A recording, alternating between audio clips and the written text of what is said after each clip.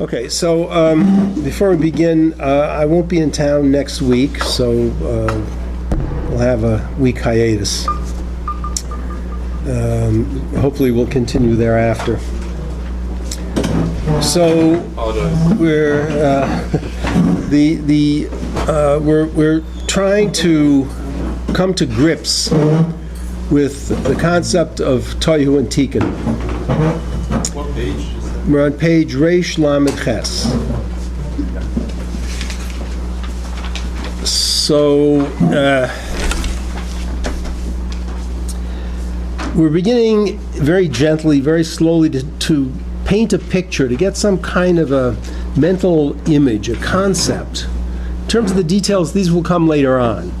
But in order to really appreciate the details, this is one of the tremendous chidushim of the approach of chassidus, is to paint a picture, to give us concepts which are graspable from our own perception, which are graspable from our own lives. And from this we can then go on to technical details, many of which are oisias HaKabbalah, which will then make sense to us. So the idea of tikkun, which is atzilus, is that the kalim are broad and the or is diminutive, and the opposite is true of olam hatoyu. Olam hatoyu is ribui or miyot hakeli, ample or limited kalim. How are we to understand the kalim of toyu? What do we mean by limited kalim? What do we mean by broad kalim? Now, obviously, we can't use physical examples here. So the Rebbe uses the example of the way in which a small mind, child, accepts a concept or takes in a concept. They take it in b'derech klal. In other words, there are no nuances, there are no particulars, there's no specifics. It's very black and white. This is what it is. And it's taken in the most general, superficial way, and it's taken with an intensity. So again, it's a black and white situation. The adult, the broad mind, which is the example for tikkun, is that it particularizes. It will take in an inyan, and it will consider the aspects, the dimensions of that inyan. And it will therefore develop a very nuanced concept of the inyan, and the response will be entirely different. So, for example, a child is told something that he doesn't like, or something happens that he doesn't like. Black and white, you have a major explosion. It's pure anger, pure gevura. It's very pure. And actually, in a sense, someone mentioned this a few weeks ago. The purity of the response of the child is greater in a sense than that of the adult. The adult's anger is diluted by other considerations. The adult is able to look at the thing from all sides. The concept of a side means a particular or a specific, which can be grasped, and therefore there are dimensions.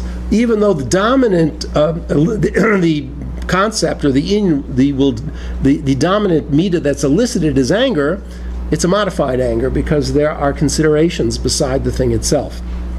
The Rebbe gave examples of this. He began with the example of how this applies l'mayla l'mashal from Tanakh, that in the days of David HaMelech, there was a famine in the land for 3 years. And David went to lengths to find out what was the cause of the famine. David went where? Pardon? David went where? He went to great lengths. At the end, he consulted the Urim V'Tumim. At least that's what it seems like from Meforshim. And he was told, he said, there are two things here. There are two reasons for this affliction that you're receiving. One is that the sin that Shaul HaMelech committed, and in the Lashon here, it's in destroying the Givonim. We look, it's not quite so simple. Shaul HaMelech destroyed the Kohanim of Noiv, upon whom the Givonim were dependent, and therefore this was considered as if it were destroying the Givonim. Why the sin wasn't simply the destruction of the Kohanim of Noiv, I do not know. But it's a sin, a serious hate, and for this hate, there's a famine in the land until the hate is expiated in some way. There's another reason. The other reason is that Shaul HaMelech was never given a proper halachic burial. He was never given a hesped. And being that he was the king, he was the chosen of the Rabbeinu Shalom, his kavod demands that he be honored. Two absolutely different things. The same punishment, on the one hand, due to a terrible deficiency, a terrible flaw in the behavior of Shaul HaMelech. The other, due to the fact that Shaul HaMelech deserves better. He said, "But the Melech Yisrael, he." So that's a very nuanced response. Both are true. And somehow both are incorporated in this, in the ultimate response of the Rebbe Rashab, which is to cause the fast in the land, this famine in the land. How might you take it, b'derech klal?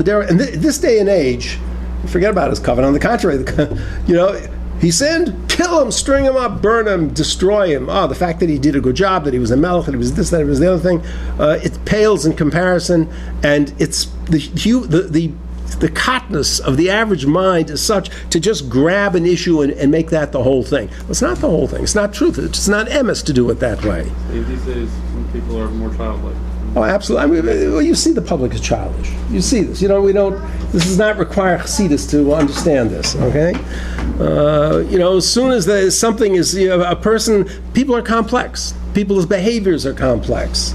And we as Jews have to approach people, we have to be done l'chafsus, there are many, many dimensions to the way we have to look at somebody. People say, we sin. We pashut sin. Some of us, people do commit serious offenses. But the person is not the offense. There's more there than just the offense. And therefore, the response to the offense has to be nuanced in accordance with what the entire person is, what the whole totality of behavior is. You can have a person who does something absolutely magnificent, does something absolutely horrible. Well, what do? In this day and age, you focus on the horrible and you burn them. It's all simple as that. That is katnus. That's a stage of katnus. There's no emes in it. And it's massively destructive. And in fact, it makes no sense. What would be the alternative? The alternative is exactly would be to say, this person has done has committed a serious offense, has done a terrible thing, but my relationship with him has to take into account that has these wonderful qualities as well, and therefore I can't abandon him. I can't just write him off. I can't throw him out, get him out. It's a mitzvah to insult him. It's a mitzvah to throw him out. It's never a mitzvah to throw him out and a mitzvah to insult him. One has to. It's like physical illness. The same way that someone has a physical illness, you don't abandon them. Similarly, this is a spiritual illness, a spiritual, a moral illness, a moral offense. It has to be handled in the context of the entire person. There's tshuva, there's compassion. We as Jews have a rich response, a rich relationship with another human being. This is the ikar of tikkun, the ikar of atzilus, the ikar of what a Jew is to encompass an entire person, to be able to perceive the good as well as the defects. And the defects one perceives are with the intent of correcting or healing rather than decimating or rejecting. Rejection is not an issue. It's not an inyan. It's not an inyan. By a katan, it's an inyan. So this is the story of this is the example given. A very powerful example. We're about two-thirds down the page. I have this funny mark here, so I assume that's where. The line begins Sham Eich ba'isei mida atzma nimtze sham chesed la'anish es heder k'vayde. All right, so that's how the line begins, and there's actually a period here, which helps me tremendously. Acho inyan de mishpat hadin sham nimtze gam toiv v'chesed. So at the time that there is a meat of din, there's an attribute of justice, there's a dimension of justice here. Justice must be satisfied. Shol sin, Shol destroyed the Givonim. There is an attribute of chesed. What do let's see. I lost my place. We'll come Perish Rashi. Rashi Zal Sham Makom Shedanin Esa Adam. Sham nizkar tzid koisav. In the same issue or the same circumstance, the same event in which a person is judged harshly for the negative dimension, there's compassion and chesed for the good. It's a complex story. This is the nature of midas of tikkun, the nature of midas of atzilus. They are all inclusive. In chesed there's gevurah, in gevurah there's chesed. Why? Because life is complex and the truth is complex. Just as there's chesed in gevurah there's chesed as well. Vahinu. What does it mean exactly? Okay, so there's an inyan of Nakuda Sphira in Partzuf. Nakuda are Eser Spheres of Torah L'mashal, or Elam HaNakudim. A Nakuda, a sphere, under a sphere, under a sphere, under a sphere.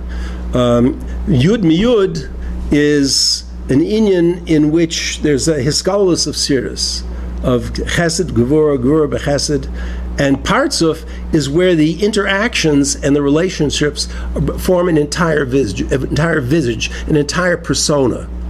Chesed Shebegevurah Shebechesed, Bina Shebechesed Shebegevurah. It is a complete hiskalus and a total interaction, a total unity of all particulars which form an entire persona, an entire divine persona. That's why this lashon is used here, although the Rebbe doesn't go into it in any detail at this point. We okay? Yeah. Okay. Vahinu liyos ki shol hoyu bocher Hashem, that shol was the selective Hashem.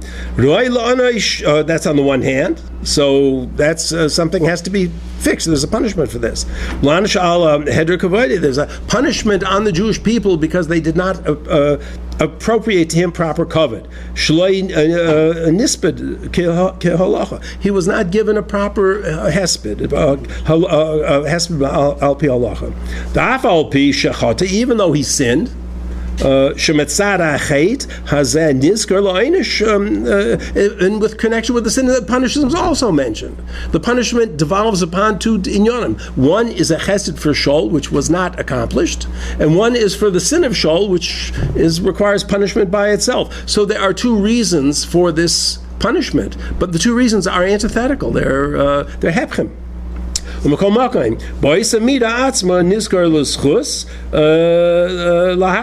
same midah in which he's accused because of the destruction of the Gevonim, at the same breath, as it were, is mentioned the schus, his schus, that he was not given a proper hesped.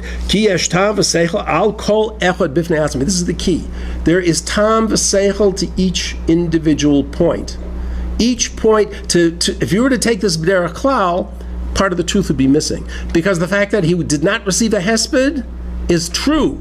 The fact that he sinned by destroying the Gevonim is true. How do you take both of them together? This is exactly the way of taking both together. The easy way out is to choose one over the other. If you like the guy, you emphasize the fact, well, he wasn't given a proper hesped. That's the real reason. Okay, so the Gevonim were the Gevonim after all. They were problematic for us all along anyway. Or if you didn't happen to like him, depending on what your politics were, then you say, so he wasn't even a hesped, big deal. But look what he did. That's the tendency, that's the immature draw toward trying to take things. B'derech prat is energy intensive. It requires use of thought, use of seichel. People don't like to do that. It's much easier to grab a general concept and run with it.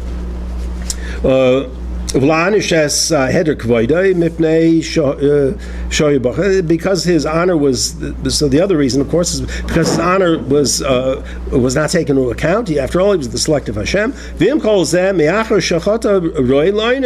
Nonetheless, even though there's the dimension of his honor, he sinned, and therefore that's a dimension of the punishment as well. Rebbe's pointing out it looks like to us to be an irreconcilable steer, but it's not an irreconcilable steer. These are two seemingly opposite dimensions, both contributing to a truth. The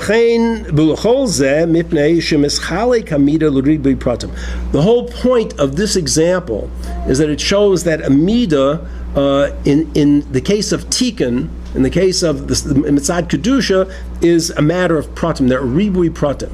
And to leave out a single prat would be a transgression against justice, or it could be transgression against compassion, depending upon what you leave out.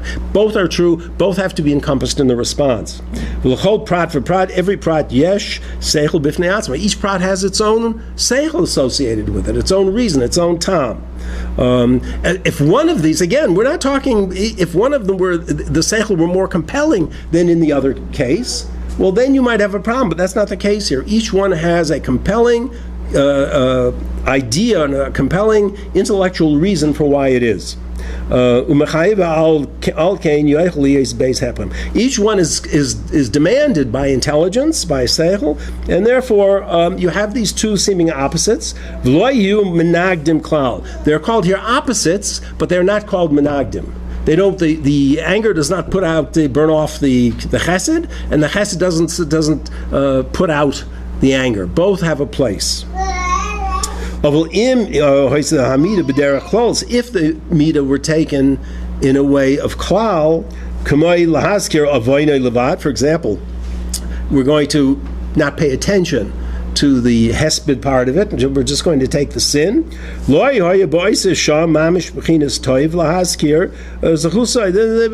zchusa wouldn't be mentioned altogether, and that would be not a transgression, but it would be the truth of this point of view would be defective. Something important is missing. Al heder kavayde, because his covered wasn't mentioned.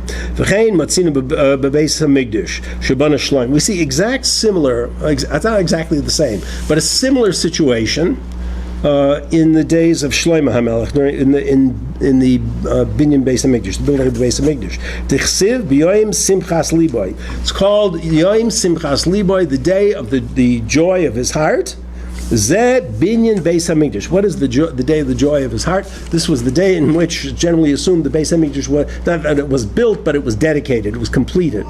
Ukamai Makom Ksiv.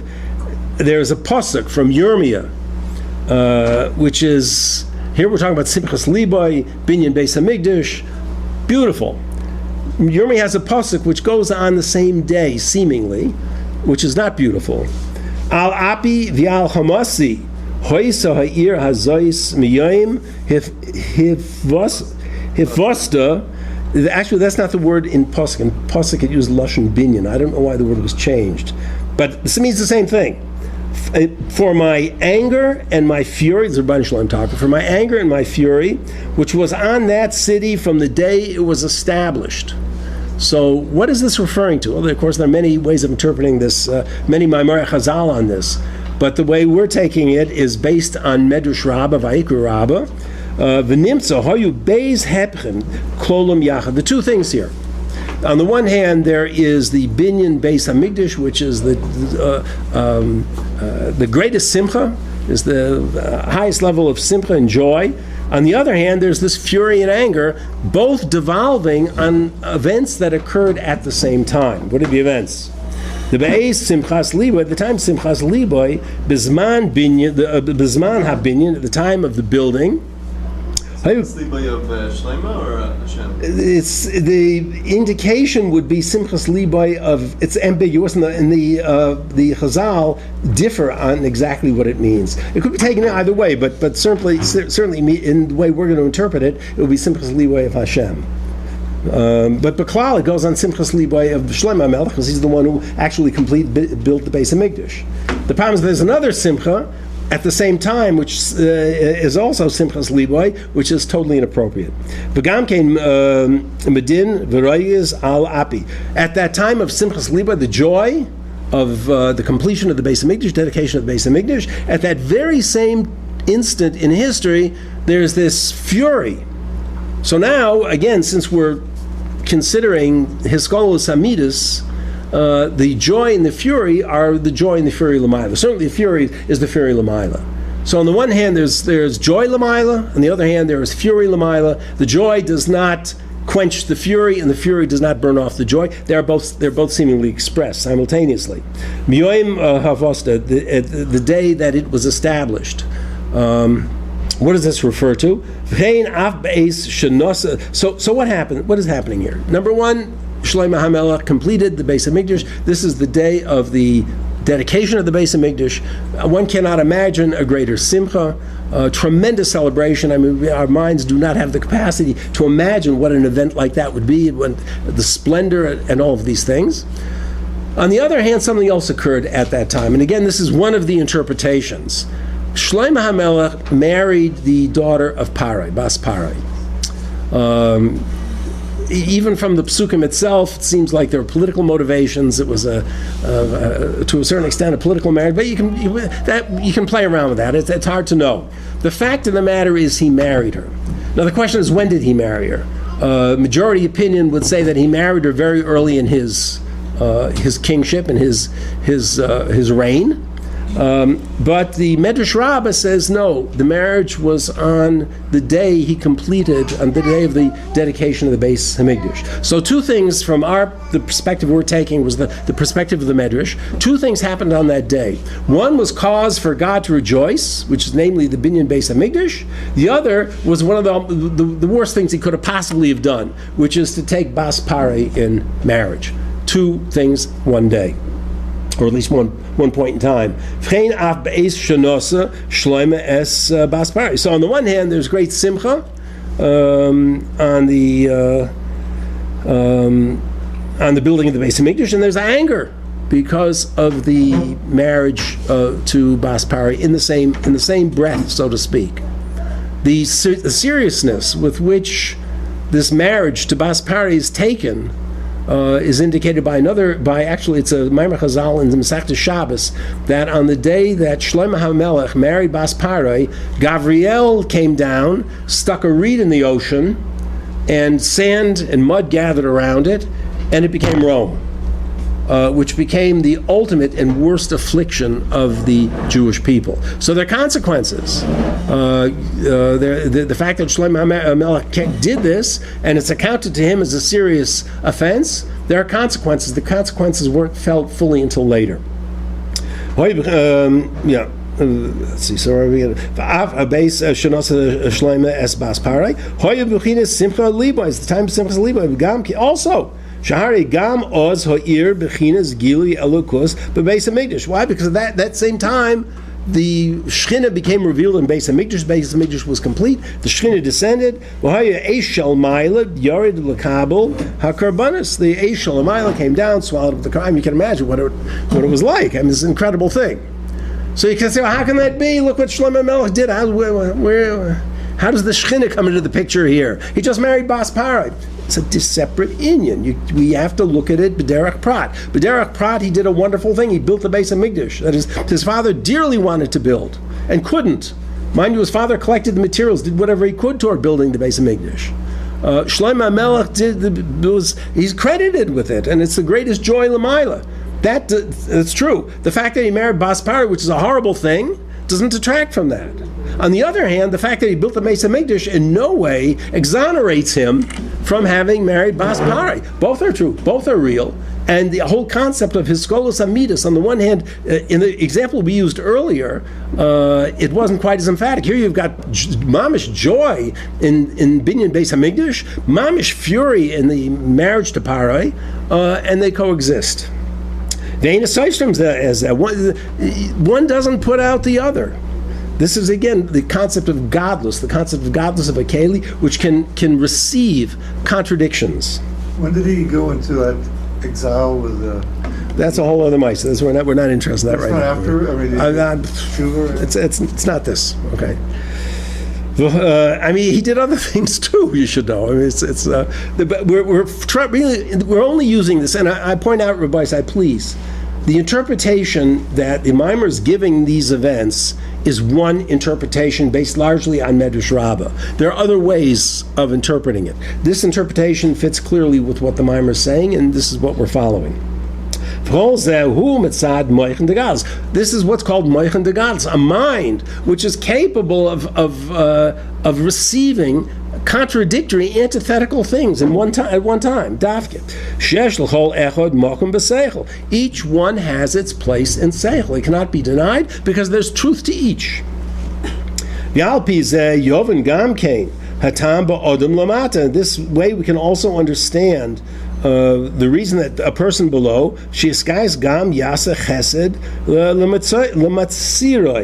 at the time a person is injured by somebody else, obviously the dominant emotion is going to be anger. That's natural, that's normal, that's unavoidable. And in fact, it's not unreasonable.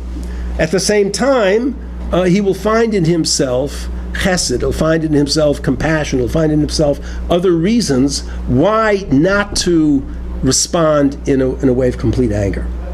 Why?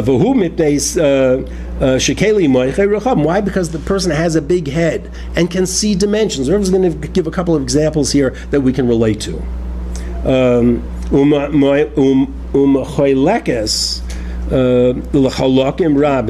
What's a big head? A big head is a head which can see something and dissect it into its components, dissect it into its details, to see it in a way of b'derech prat. And therefore the person takes in the truth of the thing. If you take it b'derech klal, you're getting a superficial image. Klal is only a superficial image. If its components are understood, and its dimensions are understood, and its specifics are understood, the thing itself is understood, not just its appearance, not just its glow, not just its superficial appearance.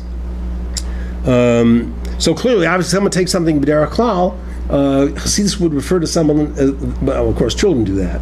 But Chassidus would refer to a person who habitually sees things. B'skira achas, b'derech klal. That's a chitzon. That's a person who's engaged in makifim. The Rebbe is going to explain that a bit later on as well. So the Baal Moichin, the person with a godless HaMoichin, sees the particulars, the specifics, the dimensions. Roish, Toich, Soif, the beginning, the middle, the end. Yomen is small. In other words, there's a beautiful lashon because it implies that the person is able to turn the event around in his mind to perceive it from every single aspect, every single angle, and therefore has a true, deep, good internal understanding, which is truthful. Al kein yimtza tam lehiskayis ba'isei davar b'davar atzmai. I'm sorry. Therefore, he has a reason to be angry. In other words, someone is insulted, so it's natural that he should be angry. It's seichel that he should be angry. It's normal that he should be angry. The ba'isei davar atzmai, but within the same thing itself, yimtza tam lehetiv. At the same time, it's not completely black. There are positive dimensions to the most negative thing that happens to people. There are positive dimensions. There are no absolutes. There's always some good in things which are not good, and there's always some not good in things which are good. The Baal Moichin is someone who is able to see all of this and realize that the idea or the event or the occurrence is not to be rejected outright. Rejection is not the response because there are things of value within it. On the other hand, there are things which are clearly valuable in which someone has to say, wait a minute, something, this could be the cause of ego, this could be the cause of yeshus. So one has to be a little bit careful about getting excited about things which are apparently, b'derech klal, look very, very good. One has to be discerning. This is a matter of discernment. Discernment means broad kalim. Ukamai hasameichem b'yisurim. For example, someone who rejoices in yisurim. Yisurim are not pleasant, boys. Otherwise, they wouldn't be Yisurim. They are painful. They are felt as painful. They are clearly harsh things. These are negative things. How is it possible to take something which happens that on the face of it looks horrible, lo yaleinu, Rahman litzlan, and rejoice? Because it's not exactly horrible. Yes, there's a dimension of horrible to it, but there's value. There are things to be had. We look in Likutei Diburim. Much of this, actually, the beautiful examples are given in Likutei Diburim. Likutei Diburim, we look at the Rebbe's description, the Frierdiker Rebbe's description. Now is an appropriate time to mention it, because it's going to be Yud Beis Yud Gimel Tammuz. He talks about his incarceration in the Salerno prison.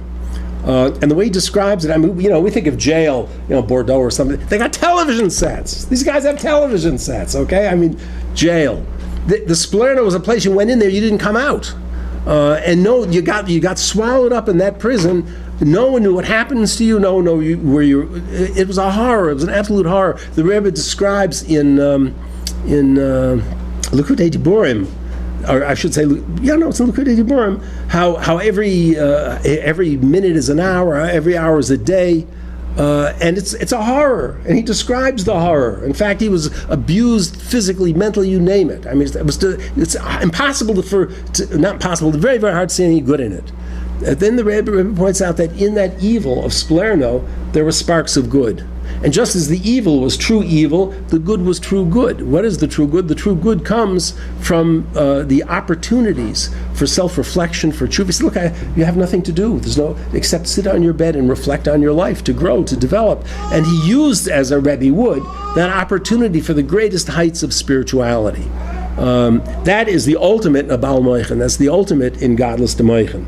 Someone who rejoices in Yisurim senses that these Yisurim, yes, it's on the superficial side, it's absolutely negative. On the other hand, it's it may be a tremendous tikkun for the neshama, depending upon how one responds to it. So what are the Yisurim in this case? Shemaim cherpasam so that's a case. What will be a particular? Someone who hears his insult and doesn't respond. For some reason or another, which is the psychologist perhaps could explain it, it's never clear to me, insults are worse than physical pain. The people suffer, the people stew. Someone insults someone, they could stew for years over that insult. You sit in a dentist chair and you have a root canal job, an hour later you've forgotten about it. But someone insults you, and even afterwards, if they're friendly, that insult lives. It's typhus makam, it grasps.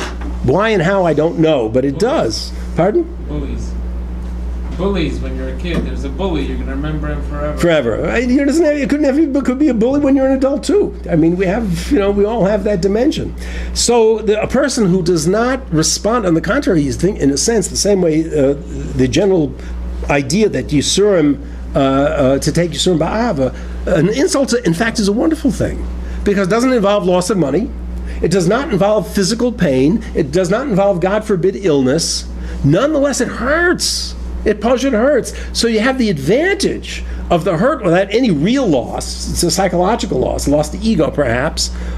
We should rejoice in these things. And what the Gemara says about people who are insulted do not return the insult, I mean, Rabbi Sai, this is a tremendous, tremendous thing. So this is a case where even though on one level the insult is very hurting, on another level there's reason for simcha, both at the same time. That's the key. So the Rebbe points out they have to. So he said, well, once the insult starts to dissipate a little bit, the pain begins to dissipate, the shame begins to dissipate, then the happiness will kick in. No, at the moment of pain and shame. So why is this? How does this work? How does one rejoice in being insulted? Not that the guy doesn't feel the Yisurim. If he doesn't feel the Yisurim, then they're not Yisurim. That's the nature of these things. Or perhaps he doesn't really sense the shame caused by this situation. No, also, it's not truly an affliction if that's not the case.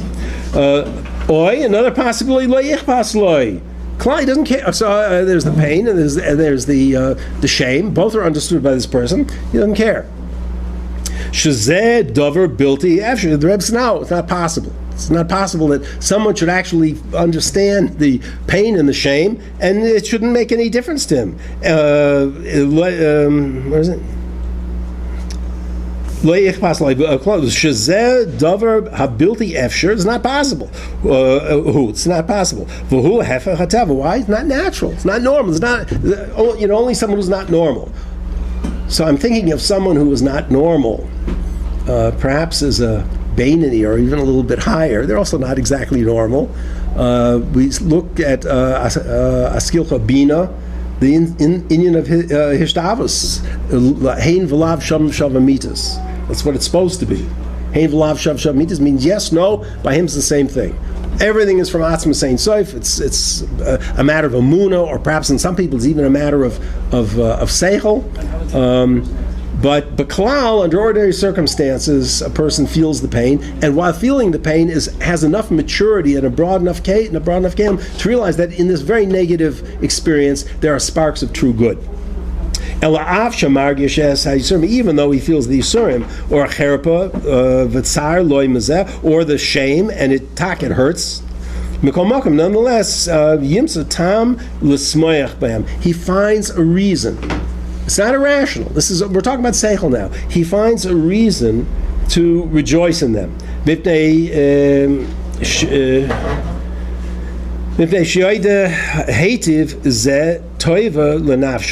he understands very well that yes, it's on one level it's horrible. On another level, it's a balm for his soul. It's a healing for his soul. It's good for him. It's good for his soul. Umeila, it's good. It will be poiled bittel, and bittel is a beautiful thing.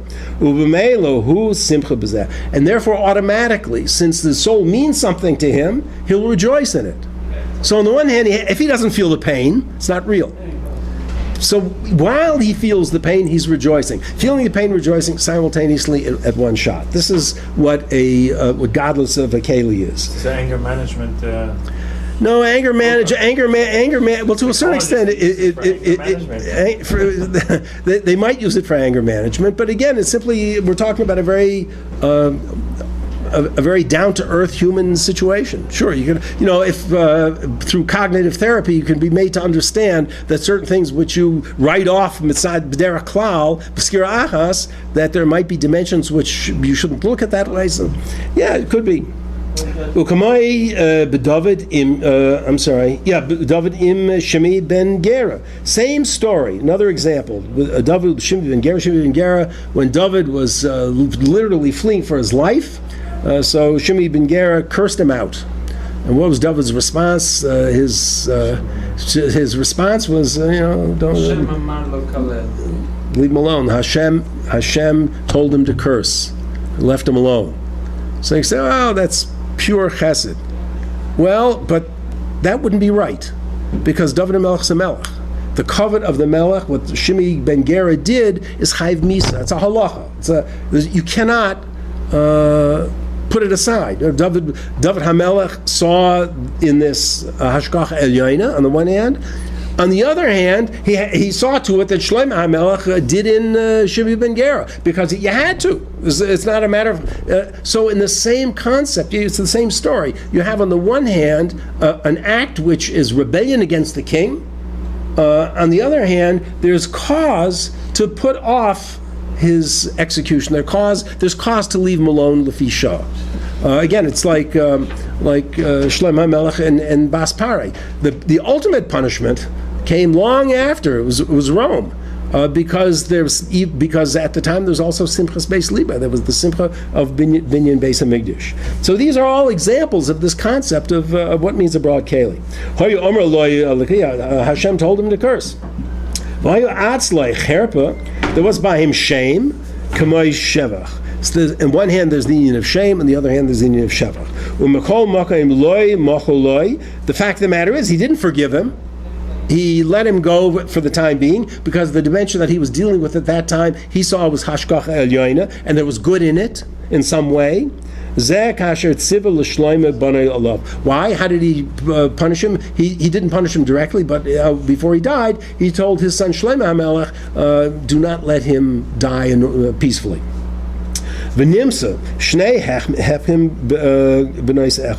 Again, another example of two contradictory concepts in one event. All this is good for a gadol. Shekeli moichai rechavim, who's mayach, who has a broad kalim, broad vessels of mind. Masha ein kain b'kotan sichli moichai katanim. This is not true for an individual whose intellectual vessels are small. And again, for this, all you have to do is listen to CJD. This is the public he's talking about, more or less. Okay, everything is this is good, this is bad. And the thing is, they're always there. You listen. I should shut the book before the Sefer. I'll talk about this. You listen to people's responses. I'm horrified. So this man who's served the city or done this or done the other thing, and this is what I'm shocked. What are you shocked? What are you horrified? He's a human being. This is what happens. This is bad. And it's a total wipeout. It's horrible. It's disgraceful. I mean, it is disgraceful. But that's not the man. That's a dimension. That is a behavior of the man, if in fact it's true. There are other things. Yeah, he may be a beautiful person. He may be a fantastic father. He may have been a good friend. He may be a good friend. Who knows?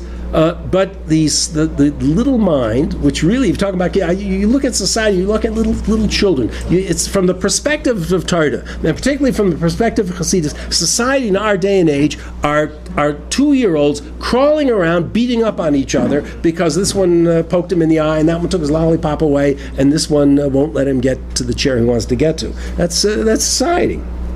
Why?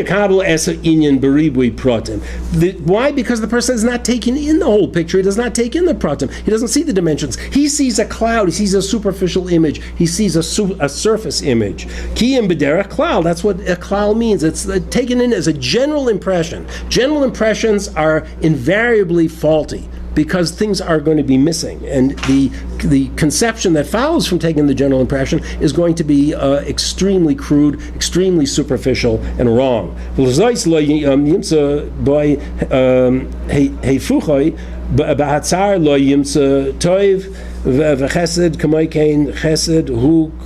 I doing here? So he is b'derech klal l'zois lo yimtza by hefuchi. He will not be able to find the other dimension. In other words, if he's angry, so that's what it is. It's absolute anger. He will not be able to find the good. Ubatzar lo yimotzei tov, and in the tsar he will not find good v'chesed. Ukamay kain ha'chesed hu kulei chesed. Likewise.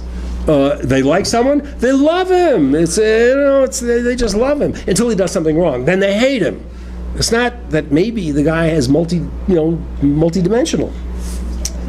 Okay, the Rebbe raises a very subtle point here, boys. What the Rebbe is going to say now sounds identical to what we've been learning, and the question could come up. Mind you, we've gotten a lot of misholim for this concept, because when we get to the technicalities, these misholim are going to become very delicious for us. Going to give us a lot of insight into how things operate. But there's another, let me just say it. V'al pianal. From all this, Yuvan hefresh ben toyu l'tikin. From this we can understand the difference between toyu and tikin. Shenikra sifrei hakabala b'shem igulim v'yosher. These are two new terms. Igulim literally means circles. Yosher, Seder HaYosher, means a system of cause and effect. Seichel, midas. These are both of them are aspects of divine hashpah, but they differ very, very much qualitatively, which we're going to see. And again, get out of our heads, one is good and one is bad. There is no such thing here. Everything is from Hashem Yisbarach, and everything has its reason, and our job is to appreciate that. The Olam HaTiken, hu b'chinas Yosher. Olam HaTiken is Yosher. Yosher literally means straight. That seichel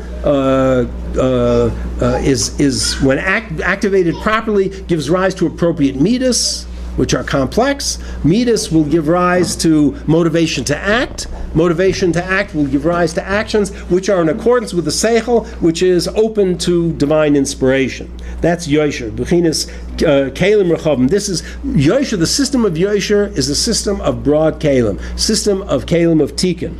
V'hatoyu hu b'chinas igulim. Toyu is characterized by igulim, by circles. Now, circles is just a word. Igulim means much, much more than circles. But right off the bat, we get the idea just from the word circle, just from the literal translation of eagle. Circle has no beginning and no end. There's no differentiation on the circle. There's no reish, seif, reish, toich, v'seif. Okay? If you pick up any point you want to start in the circle, everything is the same. It's all one thing. There are no specifics. There are no dimensions. There's no top. There is no bottom. There's no right and there's no left. So the concept of eagle fits in very nicely with what we've just learned about the way the cotton, the keli cotton, takes in an inyan b'derech klal. Igulim b'chinas kelim katanim. Igulim are in a way of kelim katanim, a way of small kelim. V'inyan dihine onuroyim. The inyan is like this. Dina Onarayim, we see. Oid Hefresh. This is the key here. Oid Hefresh means another distinction. Bein cotton legodl. So now we already know one distinction, that what the cotton takes in, he takes in b'derech klal, and what the godel takes in, he takes in b'derech prat. That's one distinction we already know between Torah and Tikkun. Now the Rebbe says oid, and the implication here being that what the Rebbe is giving us now is different. Not entirely different, but it's different from what he told us before. He's not repeating himself. V'hu sha'atinuk kishiyitzar eza inyan b'moichai, a tinuk, when he imagines an inyan in his mind, hine kol machshavasai ba, his entire machshava is engaged in it. V'loi nishar loi mokum panui klal, there's no space left in his head. Lachshav oid dover zar zulosai, to consider anything other than what is in his head. He said it's filled with the inyan. His mind's filled with the inyan. Okay. V'hu mipnei koten datoy. This is because his das is small. Shetoifes esa inyan b'derech klalusai levad. That he takes it in something in only b'derech klal. Umetzad zeh gufa, because of this mamish moving sha'atzlei hatinik toifes inyan toich machshavasei. From this itself, it's understood that the child grasps the whole inyan in his mind, in his machshava. Hu machshava makifa mekol tzad. This is the key. The machshava. How does the machshava deal with the inyan? B'derech makif. It's makif. Surrounds the inyan from all sides. So let me ask you a question. What's between this and what we've already learned? It's a whole new thing now. Well, it still doesn't seem to be the same thing. He takes in the inyan b'derech klal, and isn't this more or less, in other words, a description of taking in the inyan b'derech klal? Yeah? No? Any thoughts? The answer is no. Well, before, he Yeah. didn't say that he didn't touch on the thing that he can't think anything else. He said he can't see any difference in this thing and a different thing. But he still could be somewhere else. But in that Indian, he doesn't see any other dimension. Here he's saying that a step further, he's totally Immersed in one thing. You can't disturb him. You can't get his attention on a different subject. Okay, So it's a okay. level deeper in katnas. Perhaps that's a point, but even the godel, if you think about it, is immersed in that inyan. It's just that he sees the multiple dimensions of the inyan. He also is thinking about something else. So that's the question. What is he thinking about that the godel, when he thinks something else, what's the something else? Isn't that the inyan itself? But it's specifics in the inyan. This is the chassidic aspects of the inyan, the toiv of the inyan. These are the negative aspects of the inyan. These are the in-between aspects of the inyan. He's still immersed in the inyan. But he can think about 10 things because there are 10 pratim in that inyan. The cotton can think one thing because there are no pratim. So wouldn't that be the same thing, more or less? The godel is also immersed. It's a very good answer, actually. You take a kid that's throwing a tantrum. Yeah. Not only that, he doesn't see another aspect to calm him down and not get out of the tantrum. Yeah. Calm himself down. You can't even tell him, okay, let's do something else. Let's move on to something else. Or would you like? You can't talk to him about a new thing that's also something has to be dealt with. But there's two limitations. But let's say a godel is dealing with a similar situation, a serious injury. Let's say it's a serious insult, infringement of his covet, whatever. It's also being very hard to distract him. It's just he's going to see it very differently, but he's still going to be immersed in it. You're almost there. You're nibbling around the edges. It's the way he perceives it. So on the one hand, we're told that the cotton takes something b'derech klal. That's ad kan. Now the issue is, how does he do that? How do you take something b'derech klal? How do you take something b'derech klal? And how do you take something b'derech prat? It's a different thing. It's a different domain. It's the same subject, but it is a different thing. Now we're focused on the process. We took b'derech klal. How does the mind work to take b'derech klal? The way it does it is in a way of makif. Makif means that it just subsumes it without thought. It's chitzonis. Makifim are non-differentiated. Igul, like a circle, is not differentiated, and it swallows the thing, leaving no room for anything, any part of that inyan, which may detract from the klalistic impression. Again, we go back to Likutei Diborim. It's described in very great detail. We go to Kuntres Avoda, Kuntres Tefillah. The Rebbe warns about his baininess in Tefillah, b'derech klal. That emes or his baininess is not b'derech klal, and he doesn't exactly describe it in terms that we can relate to as ordinary people, but it is described in those terms in Likutei Diborim. So the Rebbe describes who is someone who's going to take things b'derech makif, someone who's going to sit down, zip through a mimer, and be all the spoil from it because he thinks he knows it, and he's all cooking, and he's just he's the spoil from the mimer. Meanwhile, he doesn't really know it. He's got a general impression, and his relationship to the mimer is a makif.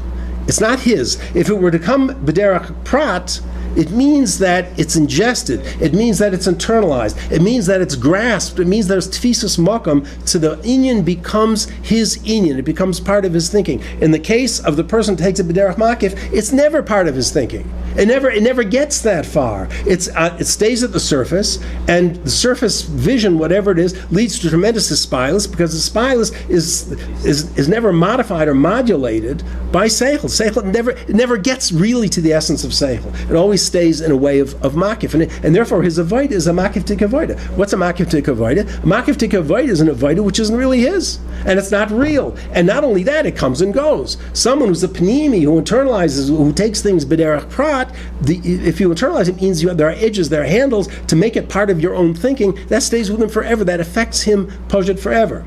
Let me give you a mashal. Again, we're not talking necessarily, in this mashal, we're obviously not talking bad or good. We're just trying to get an idea of how does it mean to take something b'derech makif, how does it mean to take something b'derech prat. So you could approach a gilui from the Rebbe in one of two ways. Actually, those of us were fortunate to be able to have both at our disposal. You could learn a mimer, and you could sit with a mimer, and the Rebbe's mimarim are difficult mimarim, and you could sit with it and go through it 4 or 5 times, tracht in it, work it through, and think about it, and after a while, you're going to be able to sense a bechein for yourself, and you're going to be able to sense something of the beauty of the seichel and the beauty of the elokus in the mimer, and you're going to be warmed by it, and it's going to make a difference to you. You're not going to go jumping and dancing and singing in the streets. That's not the nature of learning chassidus. It becomes internalized, it becomes part of your thinking, and it becomes added, it becomes a new dimension in growth, if it's learned properly. And that's one way in which you can receive a gilui from the Rebbe. Another way in receiving a gilui from Rebbe, you can go for dollars. You go for dollars, I speak for myself, and you go for dollars, and your hands are clammy, your mouth is dry, and you're hyperventilating, okay? And you go, and you've memorized, you have this thing you must say to the Rebbe, and you pare it down from 12 words to 9 words, and that's too much, and you pare it down to mamish 5 words, then you get it to 4 words, and you got you're planned, everything all goes away in front of the, you know what you're saying. I always cried. I couldn't. You don't know where you are. You lose yourself. The absolute kedusha of the man overwhelms you, and you're just. It's the most powerful, intense experience. It's a few seconds, but they are very, very long seconds. And you come out of there, I will never be the same again. I'm a new man. You go home the next day, you yell at your wife, maybe you're not quite so accurate in your cheshbon on a certain account or something, and there's no change. Which experience is more intense? The dollars. It's a makif. It's not yours. That hispilus you have is not yours, it's the Rebbe's. You're borrowed. It's a borrowed hispilus. It's a borrowed or. It's an or makif. And we take it b'derech klal. There's no other way to take it. Now, if a person's prepared, the makif will strike pnimi. That's why it's a very good idea to learn a mimer before and learn it well before going to the Rebbe. It will strike the or pnimi, and it will give a chayz to pnimi that the pnimi otherwise might not have had. But by itself, it's an or holy, yes, divine, yes, but it's makif, and it's taken as total absorption with no pratim, with no it's not possible to see in that experience any particular specific way in which you should change or you should grow or you should develop. The mimer, you're going to see all kinds of things. But the excitement is in the dollars. The mimer, I've yet to see anybody stand on a table and dance after learning, in the middle of learning a mimer. So the mimer becomes real, it becomes yours, it becomes eternalized by you. It's like lechem. Lechem becomes part of your flesh and blood. The mimer becomes part of your thinking. And therefore you have something of your Rebbe and a Gilui, which is a gift which you've internalized. It's yours forever. The dollars depends on what you do with it. Depends on whether you were prepared, and it depends on how you take it afterwards. But by itself, in and of itself, intense. But like a pile of dry straw, touch a match, huge flame. Come back an hour later, there's nothing left. There's nothing there. So this is the way a small keli takes things. It takes things, not only takes things b'derech klal, but the way in which it takes it is b'derech makif. Yeah, does this hang together? Okay, it's 9:30 by side. So next week we're going to have a bit of a break, and God willing, we'll get back to this in 2 weeks. Thank you so much. Oh, yeah. Who's that?